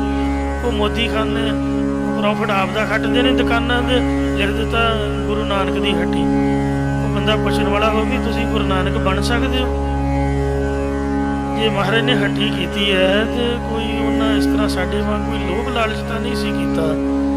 जब तक किसी को बंदा फ्री दे तो फिर तो महाराज का नाम आप वरतते चंगे लगते हैं। तो टीका एक लाना रुपया 1000 ले लेना, सुई एक लानी ग्लूकोज जी की अखा लिया 2500 बन गया। वो कहता नानक हॉस्पिटल है। तो महाराज के नाम से नाम नहीं होना चाहिए, जितों तक मेरा ख्याल है। बाकी तुहाडे विचार तुहाडे नाल ने, मेरे आप के विचार वखरे ने। सो जरूरी नहीं भी सारे मेरे विचारों नाल सहमत हो। परमात्मा का नाम परमात्मा का ही है, साडे नाम साडे ही नहीं। असीं तां गुब्बारे भरे हुए हैं, मिट्टी के पुतले हवा का गुब्बारा भरिया होया है। माटी को पुतरा कैसे नचता है, मारे ने मिट्टी का पुतला आख्या। ते कहते माटी को पुतरा कैसे नचता है, देखे देखे सुने बोले दौड़ियो फिरता है। देखता सुनता बोलता दौड़िया फिरता है। जब कश पावे तब गर्व करता है। पकाने की तरह गुब्बारे की तरह H2 हाइड्रोजन भरी हुई है, ते उड़ता फिरदा पैसे की हवा दे नाल। ਆਪਦੀ ਜਾਇਦਾਦ ਦੀ ਹਵਾ ਦੇ ਨਾਲ ਆਪਦੇ ਨਾਮ ਦੀ ਹੰਗਤਾ ਦੇ ਵਿੱਚ ਰਹੋ ਵਿਚਾਰ। ਸਤਿਗੁਰੂ ਮਹਾਰਾਜ ਸਾਹਿਬ ਸੱਚੇ ਪਾਤਸ਼ਾਹ ਕਿਰਪਾ ਕਰਨ। ਮਹਾਰਾਜ ਨੇ ਆਖਿਆ ਹੋਮੈ ਨਾਮੇ ਨਾਲ ਵਿਰੋਧ ਹੈ, ਦੋਏ ਨਾ ਮਸੈ ਕਠਾਈ। ਤੋ ਇੰਜ ਸਾਧ ਸੰਗਤ ਜੀਓ ਇਹ ਗੁਰਮੁਖਾਂ ਦਾ ਜੀਵਨ ਹੈ। ਪਾਤਸ਼ਾਹ ਜੀ ਫਰਮਾਉਂਦੇ ਹਨ, ਗੁਰਮੁਖ ਖੋਟੇ ਖਰੇ ਪਛਾਣ। ਜਿਹੜੇ ਗੁਰਮੁਖ ਸੀਗੇ ਭਾਈ ਪੁਰਾਣਾ ਸਾਹਿਬ ਜੀ, ਉਹਨਾਂ ਖੋਟੇ ਭਾਈ ਲਖੂ ਧਾੜਵੀ ਨੂੰ ਭਗਤੀ ਕਰਨ ਵਾਲਾ ਗੁਰਮੁਖੀ ਬਣਾਤਾ। ਕਬੀਰ ਸਾਹਿਬ ਜੀ ਦਾ ਮੈਂ ਬਚਨ ਸੁਣਾ ਰਿਹਾ ਸੀ ਕਿ ਸੰਤਨ ਸੰਗ ਕਬੀਰਾ ਬਿਗਰਿਓ, ਸੋ ਕਬੀਰ ਰਾਮੈ ਹੋਏ ਨਿਵਰਿਓ। ਕਬੀਰ ਜੀ ਨੇ ਇਹ ਤਾਂ ਕਹਿ ਦਿੱਤਾ ਵੀ ਮੈਂ ਰਾਮ ਦਾ ਰੂਪ ਬਣ ਗਿਆ, ਪਰ ਆਪਦੇ ਨਾਮ ਦੀ ਹੰਗਤਾ ਨਹੀਂ ਕੀਤੀ। ਸੋ ਕਬੀਰ ਅੱਖਰ ਵੀ ਤਿਆਗ ਕੇ ਆਖਿਆ ਵੀ ਕਬੀਰ ਨਾਮ ਹੈ ਪਰਮਾਤਮਾ ਦਾ। ਤੋ ਮੇਰਾ ਨਾਂ ਤਾਂ ਐਵੇਂ ਦੁਨੀਆ ਕਹੀ ਜਾ ਰਹੀ ਹੈ, ਤਾਂ ਰੱਬ ਦਾ ਨਾਮ ਲੈ ਰਹੇ ਨੇ। ਐਸੇ ਗੁਰਮੁਖ ਪਿਆਰਿਆਂ ਦੀ ਸੰਗਤ ਕਰਕੇ ਵੀ ਸਾਰੇ ਗੁਰਮੁਖੀ ਬਣ ਜਾਂਦੇ ਨੇ। ਭਾਈ ਲਖੂ ਧਾੜਵੀ ਜਦੋਂ ਬ੍ਰਹਮ ਗਿਆਨੀ ਬਣ ਗਿਆ ਤੇ ਵੇਖੋ ਲਾਹੌਰ ਦੀਆਂ ਸਾਰੀਆਂ ਮਾਈਆਂ ਨੂੰ ਜਈ ਜਪਜੀ ਸਾਹਿਬ ਕੰਠ ਕਰਾ ਦਿੱਤਾ। ਕਿਉਂ? ਗੁਰਮੁਖਾਂ ਦੀ ਸੰਗਤ ਵੱਧ ਤੋਂ ਵੱਧ ਕਰਨੀ ਚਾਹੀਦੀ ਹੈ। ਕਿਸੇ ਵੀ ਇਨਸਾਨ ਦੀ ਤਰੱਕੀ ਪਿੱਛੇ ਜਿਹੜਾ ਵੀ ਬੰਦਾ ਤੁਹਾਨੂੰ ਚੰਗਾ ਜਾਪਦਾ, ਇਹਦਾ ਬੋਲ ਬੜਾ ਮਿੱਠਾ, ਇਹਦੀ ਰਹਿਣੀ ਬਹਿਣੀ ਬੜੀ ਚੰਗੀ ਹੈ, ਉਹਨੂੰ ਤੁਸੀਂ ਪੁੱਛ ਕੇ ਵੇਖ ਲਿਓ ਕਿ ਤੇਰੀ ਬੈਕਗਰਾਉਂਡ ਪਿੱਛੇ ਕਿਸ ਦਾ ਹੱਥ ਹੈ। ਉਹ ਕਿਸੇ ਮਹਾਂਪੁਰਖ ਦੀ ਸੰਗਤ ਬਾਬਤ ਤੁਹਾਨੂੰ ਜ਼ਰੂਰ ਦੱਸੇਗਾ। ਤੋ ਇਸ ਵਾਸਤੇ ਕਿਸੇ ਦੀ ਵੀ ਤਰੱਕੀ ਪਿੱਛੇ ਸੰਗਤ ਦਾ ਹੱਥ ਹੁੰਦਾ ਹੈ, ਸੰਗਤ ਲਾਜ਼ਮੀ ਹੁੰਦੀ। ਤੇ ਜਿਵੇਂ ਛੋਟੀ ਜੀ ਨਰਮ ਵੇਲ ਹੈ, ਜੇ ਤੇ ਉਹਨੂੰ ਟੋਏ ਦੀ ਸੰਗਤ ਹੋ ਜਾਏ ਤੇ ਉਹ ਹੇਠਾਂ ਟੋਏ ਚਲੀ ਜਾਂਦੀ। ਜੇ ਉਹਨੂੰ ਦਰਖਤ ਦੀ ਸੰਗਤ ਹੋ ਜਾਏ, ਜਿੰਨਾ ਉੱਚਾ ਦਰਖਤ ਹੋਵੇ ਉਨੀ ਉੱਚੀ ਚੜ੍ਹ ਜਾਂਦੀ ਹੈ। ਸਾਡਾ ਮਨ ਵੇਲ ਦੀ ਤਰ੍ਹਾਂ ਹੈ। ਤੋ ਉਤਮ ਸੰਗਤ ਉਤਮ ਹੋਵੇ। ਉਤਮ ਸੰਗਤ ਨੂੰ ਬੰਦਾ ਉਤਮ ਹੁੰਦਾ ਹੈ। ਇਸ ਲਈ ਕਬੀਰ ਦਾ ਬਚਨ ਹੈ, ਕਬੀਰ ਸੰਗਤ ਕਰੀਏ ਸਾਧ ਕੀ। ਜਦੋਂ ਵੀ ਬੈਠਣਾ ਹੈ ਤਾਂ ਸੰਤਾਂ ਦੇ ਗੋਡੇ ਕੋਲ ਉਹਨਾਂ ਦੇ ਪੈਰਾਂ 'ਚ ਬੈਠਣਾ ਹੈ। ਕਹਿੰਦੇ ਬਹੀਏ ਪੜ੍ਹਿਆ ਪਾਸ। ਅਨਪੜ੍ਹ ਜਿਹੜਾ ਪਹਿਲੇ ਵਿਚਾਰ ਅਨਪੜ੍ਹ ਹੈ ਉਹਦੇ ਕੋਲ ਬਹਿ ਕੇ ਤੁਹਾਨੂੰ ਕੀ ਮਿਲੂਗਾ? ਪੜ੍ਹਿਆਂ ਦੇ ਕੋਲ ਬੈਠੋ। ਪੜ੍ਹੇ ਲਿਖੇ ਅੱਜ ਕੱਲ੍ਹ ਵਾਂਗ ਕੋਈ ਡਾਕਟਰ ਇੰਜੀਨੀਅਰ ਜਾਂ ਇਸ ਤਰ੍ਹਾਂ ਦੀ ਪੜ੍ਹਾਈ ਦੀ ਗੱਲ ਨਹੀਂ ਗੁਰੂ ਜੀ ਨੇ ਕੀਤੀ। ਜਿਹੜੇ ਨਾਮ ਦੀ ਪੜ੍ਹਾਈ ਪੜ੍ਹੇ ਹੋਏ ਨੇ, ਕਾਰ ਸੇਵਾ ਦੀ ਪੜ੍ਹਾਈ ਪੜ੍ਹੇ ਹੋਏ ਨੇ, ਨਿਸ਼ਕਾਮਤਾ ਦੀ ਪੜ੍ਹਾਈ ਪੜ੍ਹੇ ਹੋਏ ਨੇ, ਐਸੇ ਜਿਹੜੇ ਗੁਰਮੁਖਤਾਈ ਵਾਲੀ ਪੜ੍ਹਾਈ ਪੜ੍ਹੇ ਹੋਏ ਨੇ, ਉਹਨਾਂ ਦੇ ਚਰਨਾਂ ਵਿੱਚ ਬੈਠੋ ਤੇ ਆਪ ਕਮਾਓ ਅਵਰਾ ਉਪਦੇਸ਼। ਇਹ ਸਭ ਤੋਂ ਉੱਤਮ ਕਮਾਈ ਹੈ। ਉਤਮ ਸੰਗਤ ਉਤਮ ਹੋਵੇ। ਕਬੀਰ ਸੰਗਤ ਕਰੀਏ ਸਾਧ ਕੀ, ਅੰਤ ਕਰੈ ਨਿਰਵਾਹੋ।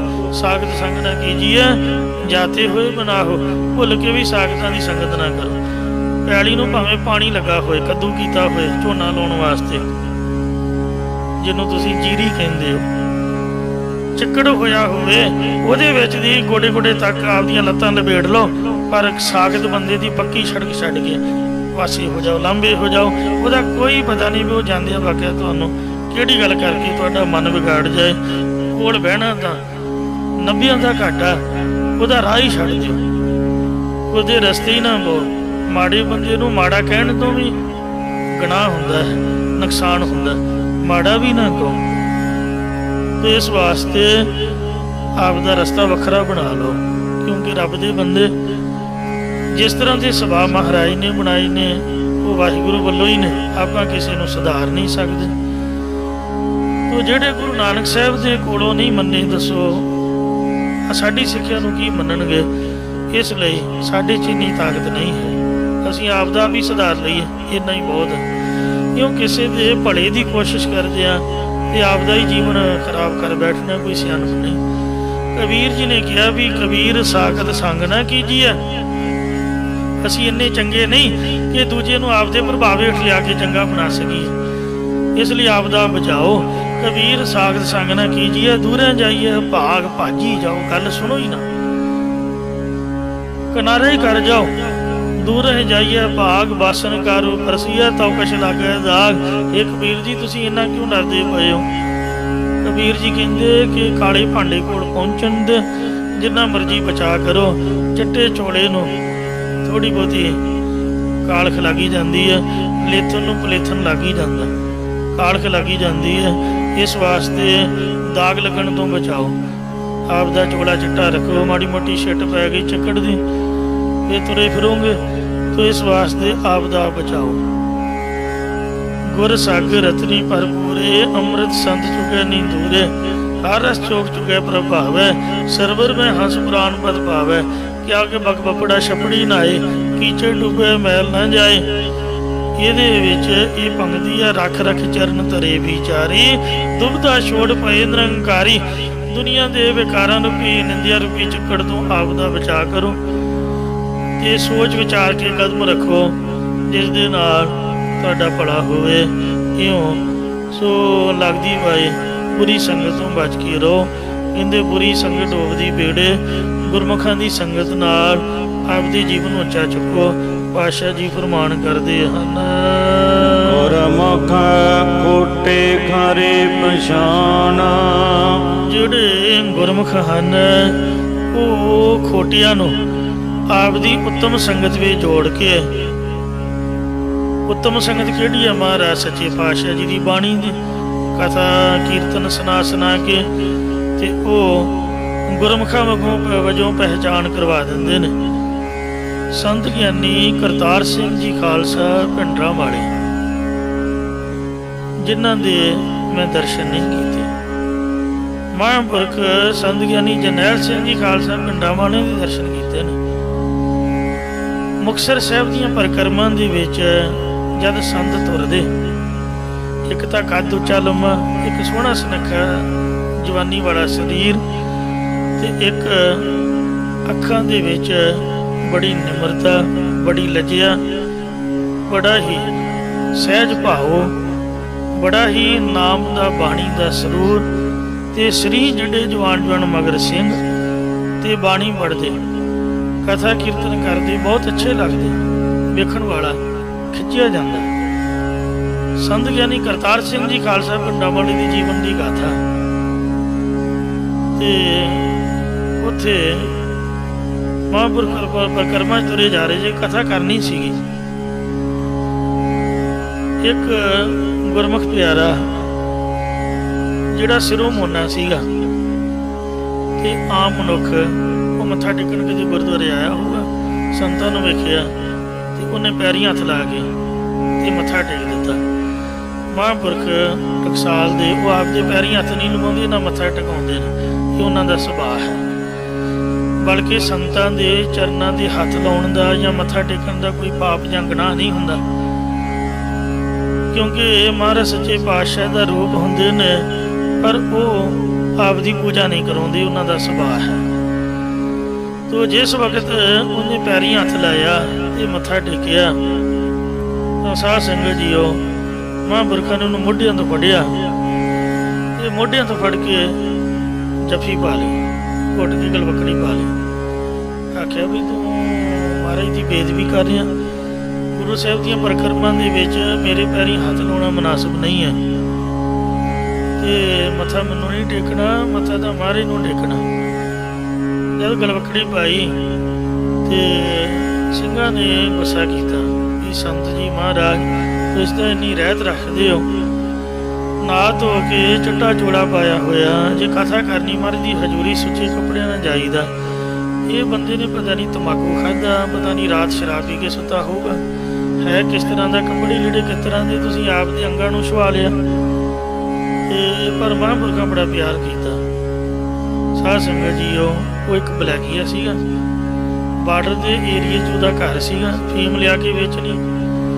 ਤੇ ਜਿਉਂ ਹੀ ਮਹਾਂਪੁਰਖਾਂ ਨੇ ਉਹਨੂੰ ਆਪ ਦਾ ਹੱਥ ਛੁਹਾਇਆ, ਉਹ 'ਤੇ ਇੰਨੀ ਕਿਰਪਾ ਹੋਈ, ਕਹਿਣ ਲੱਗਾ ਜੀ ਆਪਣੇ ਨਾਲ ਹੀ ਰੱਖ ਲਓ। ਮਹਾਂਪੁਰਖ ਕਹਿਣ ਲੱਗੇ ਵੀ ਮੋਨਾ ਬੰਦਾ ਤਾਂ ਰਹਿੰਦਾ ਨਹੀਂ, ਕੇਸ ਰੱਖੋ, ਕਹਿੰਦੇ 7 ਬਚਨ ਜੀ। ਤੇ ਕਹਿੰਦੇ ਤੂੰ ਤੰਬਾਕੂ ਤਾਂ ਨਹੀਂ ਖਾਂਦਾ? ਕਹਿੰਦਾ ਜੀ ਹਾਂ। ਕਹਿੰਦੇ ਤੰਬਾਕੂ ਛੱਡ ਦੇ, ਜੋ ਫੀਮ ਪੋਸਤ, ਕਹਿੰਦੇ ਮੈਂ ਤਾਂ ਕੁਝ ਨਹੀਂ ਛੱਡਦਾ ਜੀ। ਤੇ ਸੰਤ ਕਹਿਣ ਲੱਗੇ ਵੀ ਜੇ ਸੰਗਤ 'ਚ ਰਹੀਦਾ ਹੈ, ਅਸੀਂ ਤਾਂ ਚਾਹ ਵੀ ਨਹੀਂ ਪੀਣ ਦਿੰਦੇ, ਚਾਹ ਵੀ ਇੱਕ ਨਸ਼ਾ ਹੁੰਦਾ, ਇਸ ਲਈ ਇਹਦਾ ਵੀ ਤਿਆਗ ਕਰਨਾ। ਕਹਿੰਦੇ ਜੀ 7 ਵਜਨ, ਕਹਿੰਦੇ ਅੰਮ੍ਰਿਤ ਛਕਣਾ ਪਊਗਾ, ਕਹਿੰਦੇ ਜੀ 7 ਵਜਨ। ਸਾਧ ਸੰਗਤ ਜੀ ਉਹ ਸਿੰਘ ਇੰਨਾ ਚੜ੍ਹਦੀ ਕਲਾ ਵਾਲਾ ਹੋਇਆ। ਉਹਦਾ ਨਾਂ ਸੀ ਭਾਈ ਦਲਬੀਰ ਸਿੰਘ ਅਭਿਆਸੀ। ਤੇ ਇੱਕ ਵਾਰ ਡਾਕਟਰ ਨਾਭਾ ਸਾਹਿਬ ਤੁਹਾਡੇ ਕੋਲ ਹੀ ਹੈ, ਜਿੱਥੇ ਦਰਗਾਹੀ ਸ਼ਾਹ ਫਕੀਰ ਦੀ ਸਮਾਧ ਹੈ। ਗੁਰੂ ਤੇਗ ਬਹਾਦਰ ਮਹਾਰਾਜ ਦਾ ਪਾਵਨ ਸੀਸ ਭਾਈ ਜੈਤਾ ਜੀ ਨੇ ਲਿਆਂਦਾ ਤੇ ਦਰਗਾਹੀ ਸ਼ਾਹ ਫਕੀਰ ਦੀ ਝੌਂਪੜੀ 'ਚ ਰੱਖ ਕੇ ਨਹਾ ਧੋ ਕੇ ਇਸ਼ਨਾਨ ਕਰਕੇ ਕਿਰਿਆ ਸੋਧੀ। ਮਹਾਰਾਜ ਦੇ ਚਰਨ ਪਏ। ਗੁਰਦੁਆਰਾ ਸਾਹਿਬ ਬੜਾ ਸੋਹਣਾ ਬਣਿਆ ਹੋਇਆ ਤੇ ਬੜੀ ਪੁਰਾਣੀ ਸੰਗਤ ਇੱਥੇ ਆਉਂਦੀ ਹੈ। ਇੱਥੇ ਸੀ ਮਹਾਂਪੁਰਖ ਬਾਬਾ ਜਰਨੈਲ ਸਿੰਘ ਜੀ ਖਾਲਸਾ। ਤੇ ਸਿਹਤ ਢਿੱਲੀ ਹੋਣ ਤੋਂ, ਕਿਉਂਕਿ 7-7 8-8 ਵਾਰ ਕਥਾ ਕਰਨੀ, ਕਿੰਨਾ ਪ੍ਰਚਾਰ, ਡਾਕਟਰ ਨੂੰ ਬੁਲਾਇਆ। ਜਦ ਉਹਨੇ ਚੈੱਕਅਪ ਕੀਤਾ, ਕਹਿੰਦਾ ਸੰਤ ਜੀ ਤੁਸੀਂ ਰੋਟੀ ਨਹੀਂ ਖਾਂਦੇ ਤੇ ਸੌਂਦੇ ਨਹੀਂ, ਨੀਂਦ ਪੂਰੀ ਲਿਆ ਕਰੋ ਤੇ ਖਾਇਆ ਕਰੋ, ਆਪਦੀ ਸਿਹਤ ਦਾ ਖਿਆਲ ਰੱਖੋ। ਕਹਿੰਦੇ ਅੱਛਾ ਜੀ ਰੱਖਾਂਗੇ।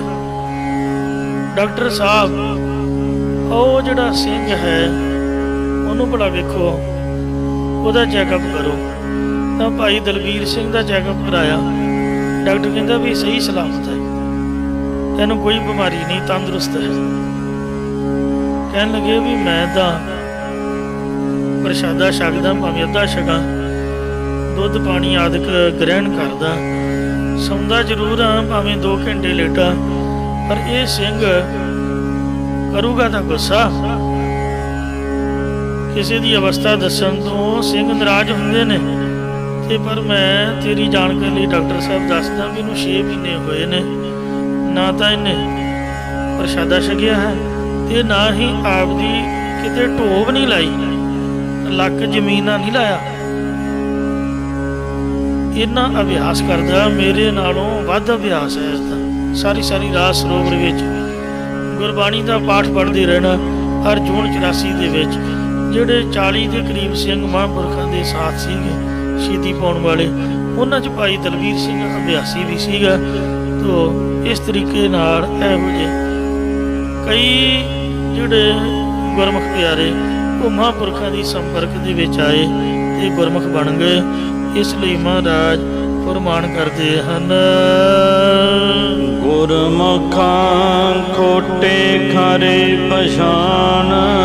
ਜਿਹੜੇ ਗੁਰਮੁਖ ਨੇ ਉਹ ਖੋਟਿਆਂ ਨੂੰ ਵੀ ਆਪਦੇ ਨਾਲ ਲਾ ਕੇ ਤੇ ਗੁਰਮੁਖਾਂ ਦੀ ਪਹਿਚਾਣ ਵਾਲੇ ਕਰ ਦਿੰਦੇ ਹਨ। ਉਹਨਾਂ ਦੀ ਪਹਿਚਾਣ ਸੰਤਾਂ ਵਾਲੀ, ਗੁਰਮੁਖਾਂ ਵਾਲੀ ਬਣ ਜਾਂਦੀ ਹੈ, ਜੋ ਗੁਰਮੁਖਾਂ ਦੀ ਸੰਗਤ ਕਰਦੇ ਹਨ। ਇਸ ਲਈ ਆਪਾਂ ਸਾਰਿਆਂ ਨੂੰ ਚਾਹੀਦਾ, ਹੁਣ ਲੋਕਡਾਊਨ ਦੇ ਵਿੱਚ ਤਾਂ ਸਾਨੂੰ ਸਾਰਿਆਂ ਨੂੰ ਹੀ ਮੱਤ ਆ ਗਈ ਹੈ, ਕੰਮ ਕੰਮ ਕੰਮ। ਹੁਣ ਜੇ ਕੋਈ ਪੁੱਛੇ ਵੀ ਕਿੱਥੇ ਨੇ ਕੰਮ, ਪੈਸਾ ਪੈਸਾ ਪੈਸਾ, ਪੈਸਾ ਹੀ ਭਗਵਾਨ ਨਹੀਂ, ਹੁਣ ਕਿੱਥੇ ਆ ਪੈਸਾ। ਸੋ ਕੰਮ ਤਾਂ ਅਸਲੀ ਮਹਾਰਾਜ ਨੇ ਕੰਮ ਹੋਣਾ, ਗੁਰੂ ਦੀ ਬਾਣੀ ਨੇ ਸਾਥ ਨਿਭਣਾ ਹੈ। ਇਸੇ ਲਈ ਸਾਹਿਬਾਂ ਨੇ ਆਖਿਆ, ਅਵਰ ਕਾਜ ਤੇਰੇ ਕਹਤੇ ਨਾ ਕਾਮ, ਮਿਲ ਸਾਧ ਸੰਗਤ ਭਜ ਕੇਵਲ ਨਾਮ। ਕੰਮ ਜ਼ਰੂਰੀ ਹੈ, ਗ੍ਰਸਤੀਆਂ ਵਾਸਤੇ ਮਾਇਆ ਹੀ ਪ੍ਰਧਾਨ ਹੈ, ਇਸ ਤੋਂ ਬਗੈਰ ਗੁਜ਼ਾਰਾ ਨਹੀਂ। ਪਰ ਮਹਾਰਾਜ ਦੇ ਚਰਨਾਂ ਦਾ ਆਸਰਾ ਘੜੀ ਘੰਟਾ ਥੋੜਾ ਬਹੁਤਾ ਤਾਂ ਲੈਣਾ ਚਾਹੀਦਾ ਹੀ ਹੈ।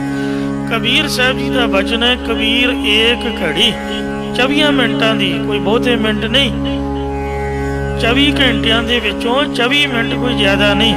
ਕਬੀਰ ਏਕ ਘੜੀ ਆਧੀ ਘੜੀ, ਇੱਕ ਵਾਰੀ ਘੜੀ ਹੈ ਰਾੜੇ ਨਾਲ, ਦੂਜੀ ਵਾਰੀ ਰਾਰੇ ਨਾਲ ਘੜੀ ਹੈ। ਕਬੀਰ ਏਕ ਘੜੀ ਆਧੀ ਘੜੀ, ਆਧੀ ਹੂੰ ਤੇ ਆਦ ਭਗਤਨ ਸੇਤੀ ਗੋਸ਼ਟ, ਜੋ ਕੀਨੇ ਸੁਣਾ। ਕਬੀਰ ਸੰਗਤ ਸਾਧ ਕੀ ਦਿਨ ਦਿਨ ਦੂਣਾ ਹੇਤ, ਸਾਗਤਕਾਰੀ ਕਾਂਬਰੀ ਤੋਏ ਹੋਏ ਨਾ ਸੇਤ। ਇੱਕ ਘੜੀ ਸਮਾਂ ਨਹੀਂ, ਅੱਧੀ ਘੜੀ 12 ਮਿੰਟ, ਉਹਨਾਂ ਵੀ ਨਹੀਂ ਤਾਂ 6 ਮਿੰਟ, ਜੇ 6 ਮਿੰਟ ਵੀ ਨਹੀਂ ਤਾਂ 3 ਮਿੰਟ ਹੀ ਦਿਖਾੜੀ ਦੇ ਜਾਓ। ਤਾਂ ਗੁਰੂ ਘਰ ਦੀ ਰੌਣਕ ਵਧਾਓ, ਨਾਲੇ ਆਪ ਦਾ ਭਲਾ ਕਰੋ। ਤੋ ਜੋ ਵੀ ਸੰਤਾਂ ਭਗਤਾਂ ਨਾਲ ਗੋਸ਼ਟ ਕਰਨੀ, ਇਹਦਾ ਲਾਭ ਹੀ ਲਾਭ ਹੈ, ਇਹਦਾ ਨੁਕਸਾਨ ਕੋਈ ਨਹੀਂ। ਇਸ ਲਈ ਸੋ ਗੁਰਮੁਖਾਂ ਦੀ ਸੰਗਤ ਤੋਂ ਗੁਰਮੁਖਾਂ ਵਾਲੀ ਪਹਿਚਾਣ ਬਣਦੀ ਹੈ।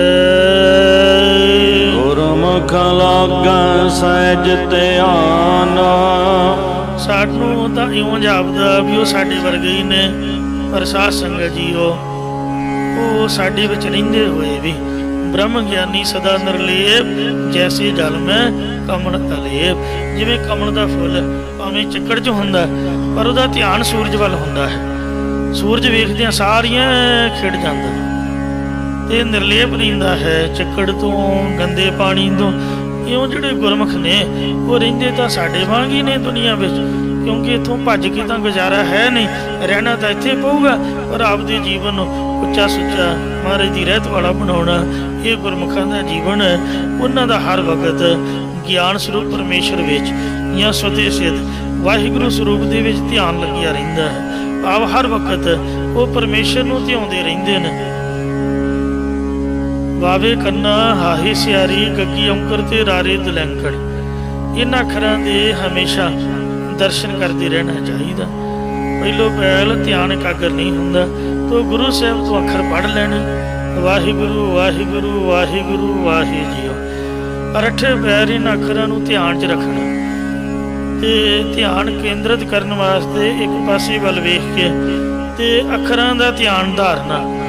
अखरां तो बाद फिर अर्थां दे विच ते अर्थां तो बाद ते जे महाराज की कृपा होवे फिर महाराज चानन दिंदा है।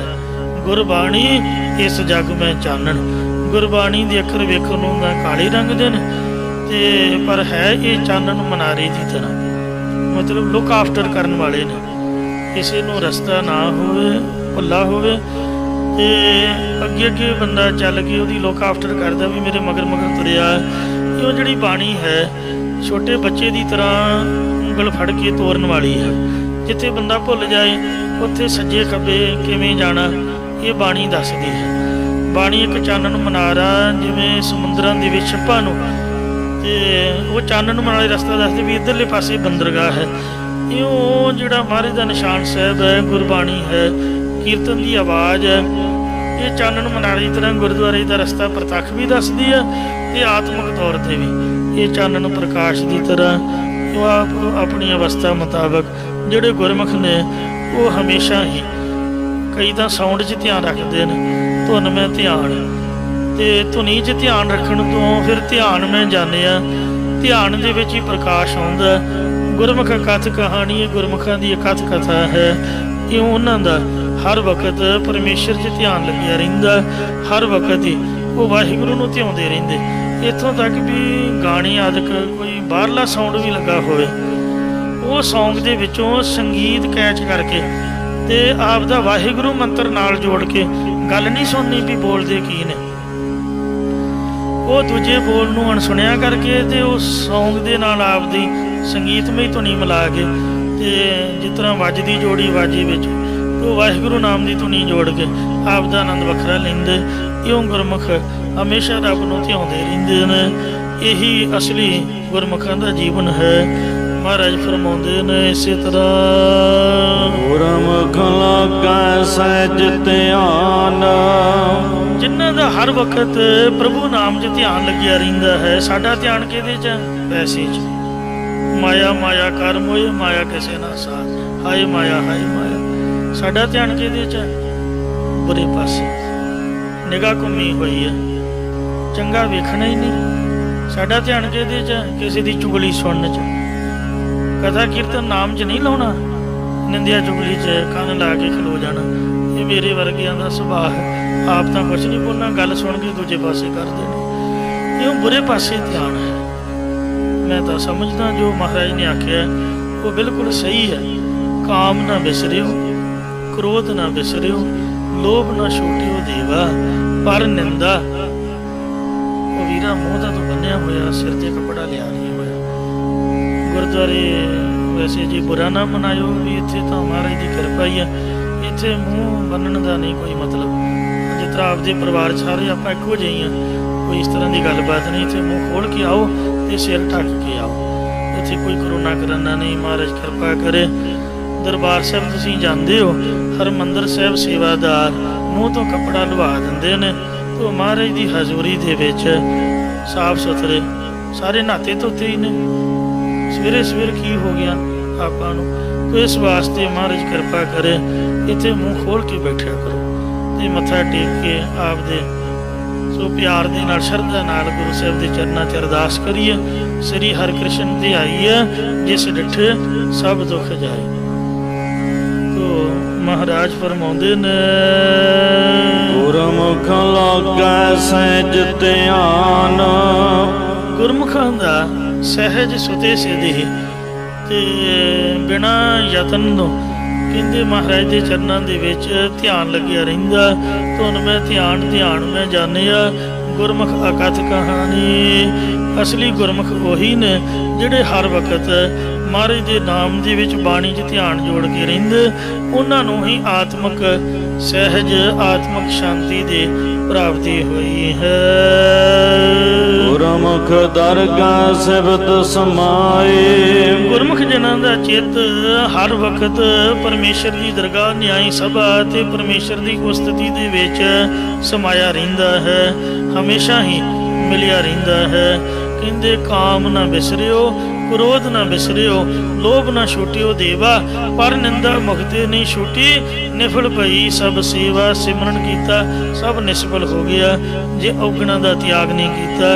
ਇਉਂ ਧਿਆਨ ਦੀ ਗੱਲ ਹੈ। ਜੇ ਧਿਆਨ ਮਹਾਰਾਜ ਦੇ ਨਾਮ ਸਿਫਤ ਸਲਾਹ ਵਿੱਚ ਸਮਾਇਆ ਤਾਂ ਗੁਰਮੁਖਾਂ ਵਾਲਾ ਜੀਵਨ ਹੈ। ਇਸੇ ਤਰ੍ਹਾਂ ਗੁਰਮੁਖਾਂ ਦਰਗਾਹ ਸਿਫਤ ਸਮਾਏ। ਗੁਰਮੁਖ ਸਾਧ ਸੰਗਤ ਰੂਪ ਦਰਗਾਹ 'ਚ ਮਿਲ ਕੇ ਹਰ ਵਕਤ ਪਰਮੇਸ਼ਰ ਦੀ ਸਿਫਤ ਸਮਾਏ ਰਹਿੰਦੇ ਨੇ। ਇਸੇ ਤਰ੍ਹਾਂ ਗੁਰਮੁਖ ਦਰਗਾਹ ਸਿਫਤ ਸਮਾਏ। ਜੋ ਅੰਦਰ ਤੁਰਿਆ ਪਦ ਰੂਪ ਜਗ੍ਹਾ ਉਹਦੀ ਪ੍ਰਾਪਤੀ ਲਈ ਗੁਰਮੁਖ ਜਨ ਹਰ ਵਕਤ ਸਿਫਤੀ ਪਰਮੇਸ਼ਰ ਦੀ ਸਿਫਤ 'ਚ ਸਮਾਏ ਰਹਿੰਦੇ ਹਨ। ਇਸੇ ਪ੍ਰਕਾਰ ਗੁਰਮੁਖ ਦਰਗਾਹ ਸਿਫਤ ਸਮਾਏ। ਗੁਰਮੁਖ ਜਨ ਗਿਆਨ ਰੂਪੀ ਅਸਥਾਨ ਦੇ ਵਿੱਚ ਸਥਿਤ ਹੋ ਕੇ ਬ੍ਰਹਮ ਗਿਆਨੀ ਦਾ ਭੋਜਨ ਗਿਆਨ। ਸਾਨੂੰ ਰੋਟੀ ਦਾ ਆਸਰਾ ਹੈ, ਨਾ ਪ੍ਰਸ਼ਾਦਾ ਛਕੋ ਚਿਹਰੇ ਦੀ ਕ੍ਰਾਂਤੀ ਮੁਰਝਾ ਜਾਂਦੀ ਹੈ। ਬ੍ਰਹਮ ਗਿਆਨੀ ਛਕਦੇ ਤਾਂ ਸਹੀ ਪਰ ਉਹਨਾਂ ਨੂੰ ਗਿਆਨ ਦਾ ਆਸਰਾ, ਉਹਨਾਂ ਦਾ ਭੋਜਨ ਬ੍ਰਹਮ ਗਿਆਨ ਹੈ। ਬ੍ਰਹਮ ਗਿਆਨੀ ਦਾ ਭੋਜਨ ਗਿਆਨ, ਨਾਨਕ ਬ੍ਰਹਮ ਗਿਆਨੀ ਕਾ ਬ੍ਰਹਮ ਧਿਆਨ। ਉਹ ਗਿਆਨ ਦੇ ਵਿੱਚ ਸਥਿਤ ਹੋ ਗਿਆ ਹਰ ਵਕਤ ਸਿਫਤੀ ਪ੍ਰਭੂ ਸਮਾਏ ਰਹਿੰਦੇ। ਇਸੇ ਤਰ੍ਹਾਂ ਗੁਰਮੁਖ ਦਰਗਾਹ ਸਿਫਤ ਸਮਾਏ। ਉਹ ਰੱਬ ਦੀ ਦਰਗਾਹ ਦੇ ਵਿੱਚ ਜਿਉਂਦੇ ਹੀ ਸੱਚਖੰਡ ਪਹੁੰਚ ਕੇ ਸੱਚਖੰਡ ਵਸਿਆ ਨਿਰੰਕਾਰ ਉਸ ਅਵਸਥਾ ਦੇ ਵਿੱਚ ਟਿਕੇ ਹੋਏ ਰੱਬ ਰੱਬ ਕਰਦੇ ਰਹਿੰਦੇ ਹਨ। ਨਾਨਕ ਗੁਰਮੁਖ ਬੰਦ ਨਾ ਪਾਏ। ਸਤਿਗੁਰੂ ਨਾਨਕ ਦੇਵ ਮਹਾਰਾਜ ਕਥਨ ਕਰਦੇ ਕਿ ਗੁਰਮੁਖ ਜਨਾਂ ਨੂੰ ਯਮਦੂਤ ਰੋਕ ਨਹੀਂ ਪਾ ਸਕਦਾ, ਨਾ ਹੀ ਕਾਮ ਕ੍ਰੋਧ ਆਦਿ ਕੋਈ ਰੋਕ ਸਕਦਾ। ਮੋਹ ਅਗਿਆਨ ਜਮਨ ਮਰਨ ਦਾ ਕੋਈ ਵੀ ਬੰਧਨ ਉਹਨਾਂ ਦੇ ਪੈਰਾਂ 'ਚ ਨਹੀਂ ਪੈਂਦਾ। ਉਹ ਹਮੇਸ਼ਾ ਛੁੱਟੇ ਹੋਏ ਨੇ ਤੇ ਦੂਜਿਆਂ ਨੂੰ ਛਡਾਉਣ ਹਾਰ ਹਨ। ਇੱਥੇ ਸਮਾਪਤੀ ਹੈ ਜੀ। ਬੋਲੋ ਚ ਖਿਮਾ ਕਰਨੀ, ਅੱਗੇ ਤੋਂ ਸਮਤ ਬਖਸ਼ਣੀ। ਗੁਰਮੁਖ ਦਰਗਾਹ ਸਿਫਤ ਸਮਾਏ। ਨਾਨਕ ਗੁਰਮੁਖ ਬੰਦ ਨਾ ਪਾਏ। ਵਾਹਿਗੁਰੂ ਜੀ ਕਾ ਖਾਲਸਾ